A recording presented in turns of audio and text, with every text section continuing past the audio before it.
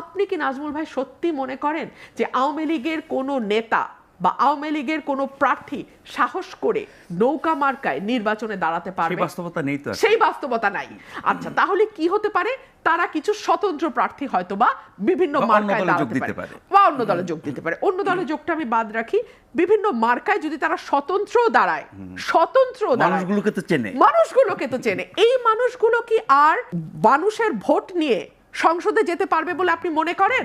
আপনি যখন আওয়ামী লীগকে নিষিদ্ধ করছেন, আপনি যখন আওয়ামী লীগে যারা হয়তো ফ্রন্ট ফাইটার যারা ছিল, যারা ওই সময়ে for example Nowfel, for example Arafat, for example Obaidul Quader, তারা সবাই তাদের চুরির টাকা বিদেশে নিয়ে লাক্সারিয়াস লাইফ লিড করছে। আর এদিকে আপনি যারা ওইভাবে যাদেরকে আমরা অপরাধী হিসেবে দেখি নাই, তাদেরকে আপনি ধরে ধরে কারাগারে নিচ্ছেন।